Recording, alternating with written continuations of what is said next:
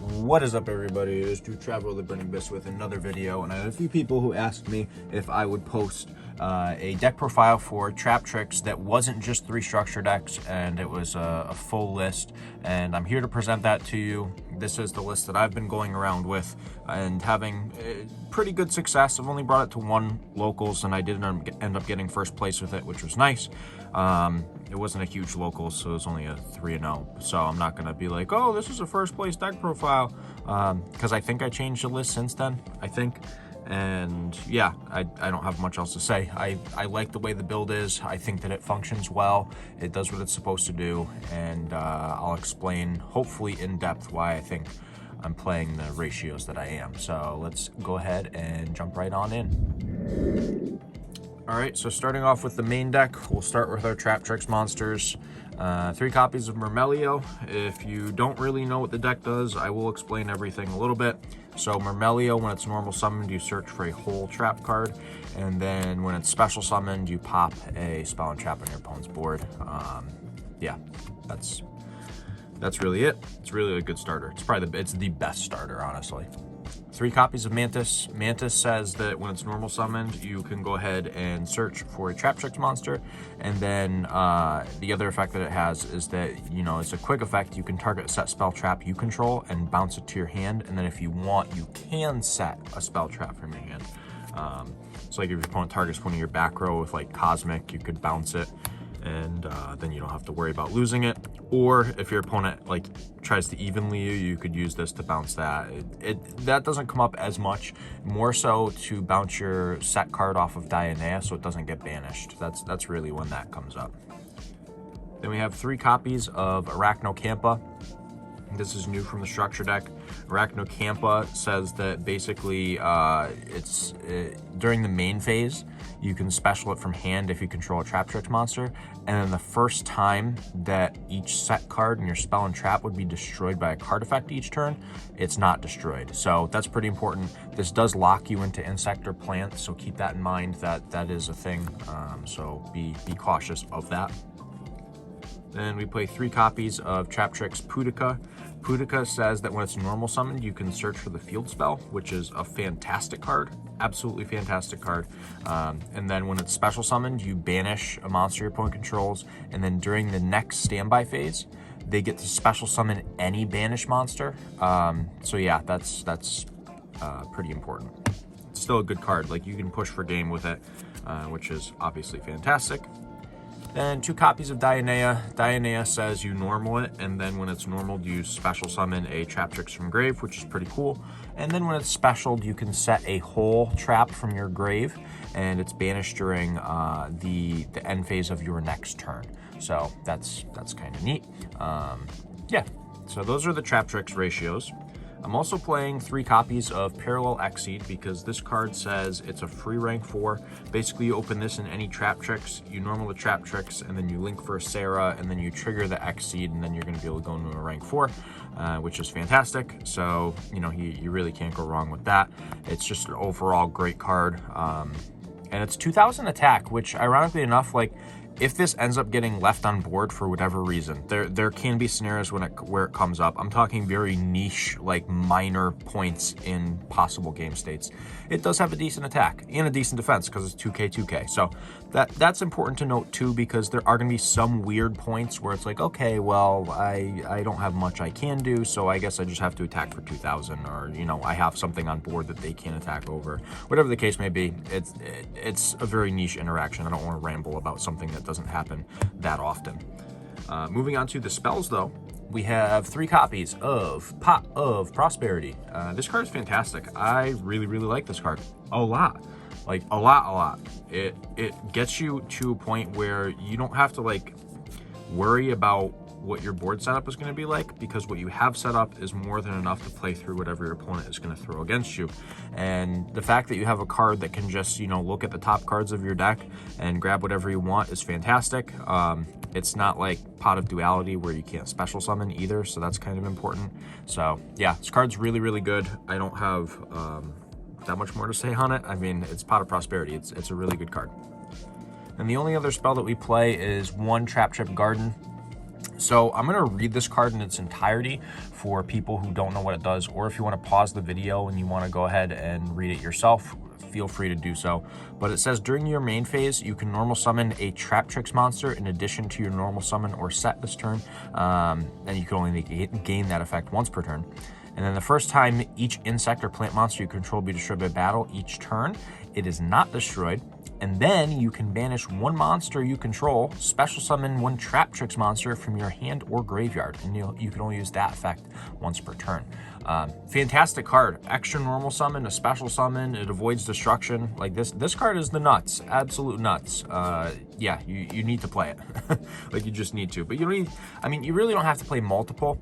If you were to play a second one, I would say cut Pudica down to 2, but I don't see a reason to do that. I think Pudica is the better of the 2 cards. So you play one of this and 3 of the Pudica and you're all set. And I know someone's going to be like, well, you only play 1. What happens if you normal summon another Pudica? Well, you don't grab a Traptrix Garden from your deck. That's all that it is. Simple as that. Moving on to the traps, though. For our going second stuff, we're playing 3 imperm and 3 evenly. So this is something that I want to point out, is that I am not playing any quote-unquote hand traps outside of imperm, because I do not want to get hit with talents. I don't want to get hit with thrust. I think that's very important. Those cards are super strong, and honestly, imperm and evenly will help you in almost every single situation currently in the format. If you can evenly your opponent, you just flat out win. So I think that's pretty important to note, is that if you open either one of these cards, you're probably going to be in a pretty good position going second. And there are obviously other things you can do. You can play through a lot with this deck, believe it or not. So having these 6 cards here is, in my opinion, more than enough. I haven't had any problems with it yet. I think before I was playing Ash, and a lot of times it was just a brick. So yeah. But the hot tech card that I'm playing, that I think everyone should be playing in this deck, is 3 copies of Torrential Tribute. This card is crazy because you establish your Traptrix extra deck and you flip Torrential, and they don't get destroyed by Torrential because they're unaffected by normal trap cards. So you get to literally flip this, wipe your opponent's board, and then you get to trigger a Sarah, a special from deck, and you just pop off. It's insane, absolutely insane. I think more people should be playing this card. This card's fantastic, this format too. It's good against pretty much every single deck. So yeah, 3 Torrential, in my opinion, is a must. Then moving on to the trap hole cards, this is basically the rest of the main deck lineup. We have 3 copies of Holatea. I don't think you know, this card should be played at any less than 3. Please, for God's sake, do not play less than 3 of this card. It says it's a free body on board, and it says it's a free revival from your graveyard. You should be playing 3 of this at all times. Please play 3. It's just such a good card. The amount of times that I've flipped this, so you could activate, so for people who don't know, you can activate it the turn you set it by discarding a normal trap card. And the amount of times that I've set it and flipped it, my opponent has gone, you can't activate a trap the turn that you set it. I'm like, you should probably read this card because it says I can. So yeah, really, really good card. Fantastic card. Then the Floodgate stuff, the 2 Floodgate trap holes. I mean, these are just really, really good against Kashtira. It's good against some other stuff too. I mean, it's not bad against Mathmech because they get like stuff out and you just book it. Yeah, there's a lot of decks this is good against. So I think 2 is good. Like, I don't think you need 3. I think 1 is too little. I think 2 is perfect. Then we play 1 copy of Gravediggers. This is for Nibiru primarily, and it does hit other stuff, you know, against like Labyrinth. You can hit whatever they're trying to activate in hand or whatever. Yeah, this card's not bad. It's really, really good, and it burns for 2k, which, you know, is obviously fantastic. Then we have 1 copy of Time Space Trap Hole. I'm very back and forth with this card. Some days I'm like, yeah, I want to play it. Other days I'm like, I don't really want to. So this is kind of like the flex spot, in my opinion. I feel like this is the 40th card in the deck, really. Then we have a Bottomless, because like it's bottomless, you play the 1 of, and it does do stuff. So should probably just play it for certain matchups. 1 Traptrix Trap Hole Nightmare. I need to get an ulti of this. I also need ulti Raffalesius, but that's a whole other story. Yeah, this card's really, really good too. The reason that we play a lot of 1-ofs for like all this stuff is that a lot of it is just searchable off of Sarah. Well, settable. I shouldn't say searchable because you really don't search it. You just set it directly from your deck. Yeah, I think that this is just fine at 1. And then Terrifying Trap Hole Nightmare. Also another card you could just play at 1. Good against a bunch of decks. Yeah, I think playing the 1 of this is more than optimal. But that is the main deck. We're going to go ahead and jump on over to the extra deck now so you can see what we're special summoning. All right, so starting off, we have our 3 copies of Sarah. I think that 3 Sarah is very important. This card is just really, really good as a whole. I mean, it just does so much for you. Special summoning from deck, setting from deck, all that. It's unaffected by normal traps, or trap effects, I should say, not just normal traps. I worded that improperly. It is unaffected by trap effects, which is crazy. Like, you have this out on your board and you activate a trap and then you do this on the res and then your opponent's like imperm and you're like, okay, that's fine. I still get the special summon and your imperm did nothing.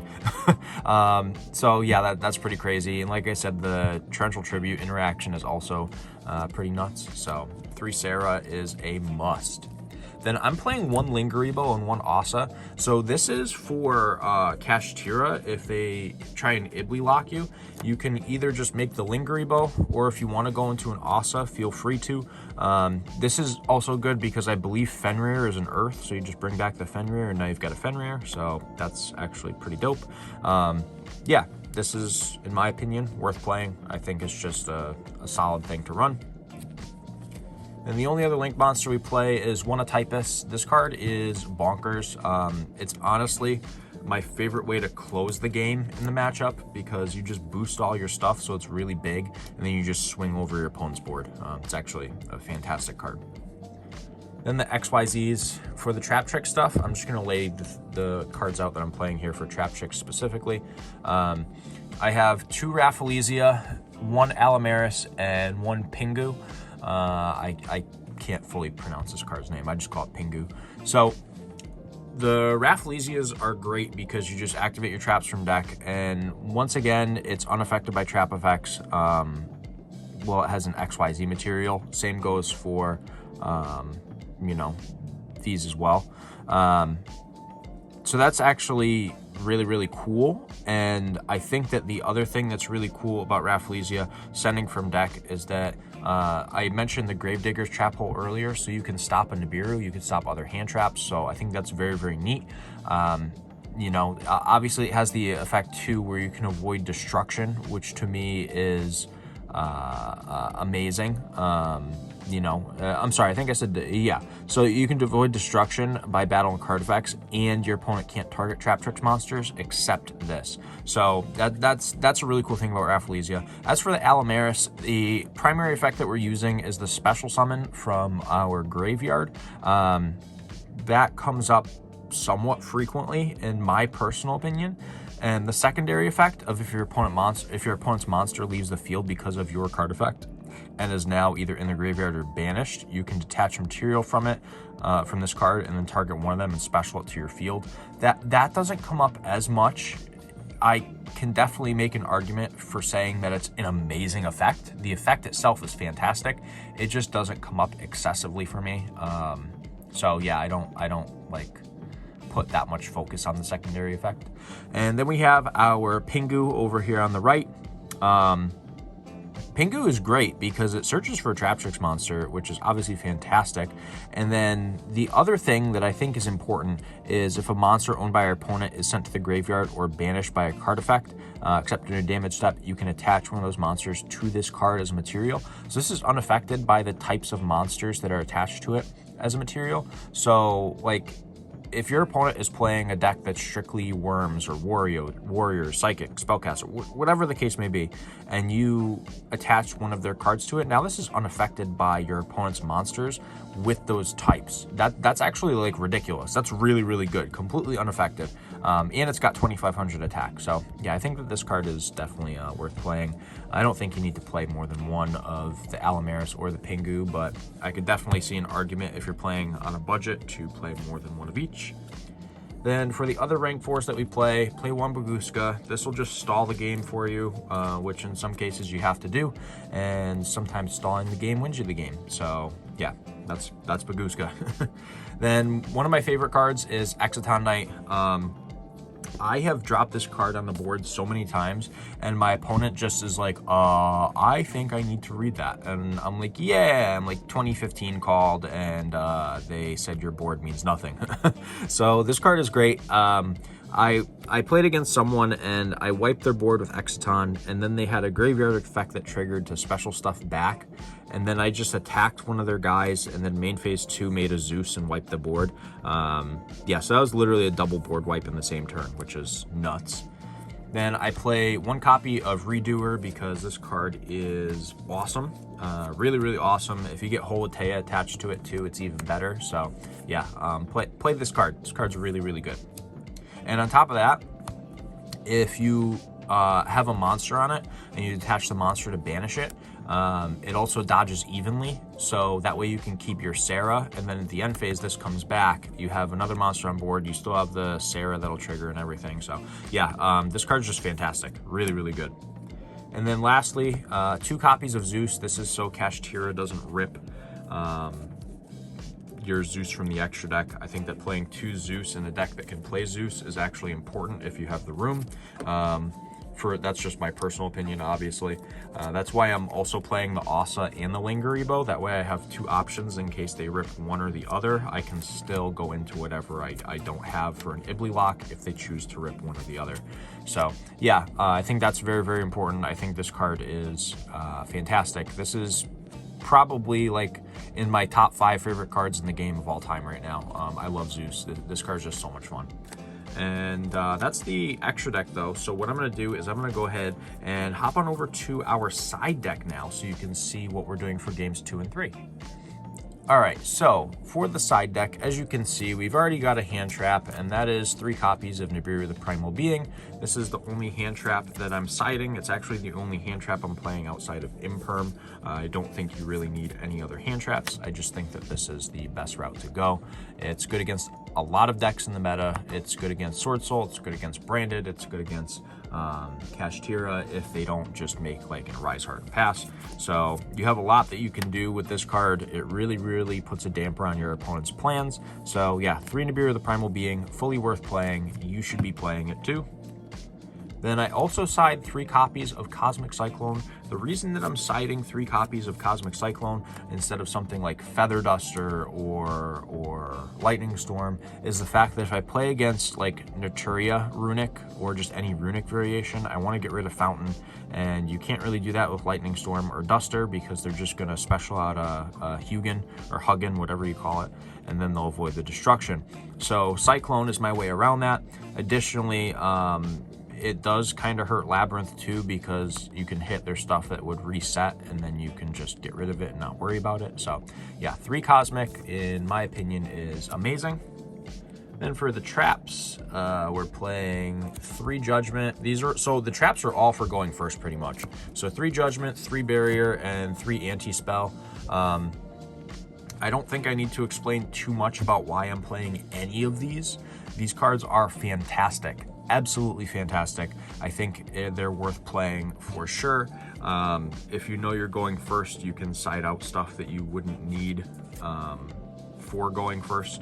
Like if you're going first, obviously you don't need evenly matched, so you just side out your copies of evenly. You probably don't need Imperm, so you side out your copies of Imperm, and then you just find 3 other cards that you can side out, and you just go from there. So it's not that difficult. It really doesn't take much to figure that out. You can side out like a trap hole that's maybe not good in the matchup you're going up against, whatever the case may be. So yeah, I think that these cards are great for going first. I think that the deck runs very, very well, pretty smoothly for what it is. And I think that the overall functionality of what Konami has given us in the form of the Traptrix deck is fantastic. I've been having a blast playing this deck, and I think that everyone else should too, especially if you're getting into the game on a budget, getting back into the game, whatever the case may be. It's a really good place to start, and you know, it's going to help you learn a lot of the fundamentals of the game. So that is it for the deck profile, though. I hope everybody enjoyed this video. If you did, go ahead and give the video a thumbs up. Don't forget to smash that subscribe button and turn the notification bell on so you know when I upload more cool and awesome content like the video you just watched. And for right now, this is Drew, Traveler with the Burning Abyss, signing out.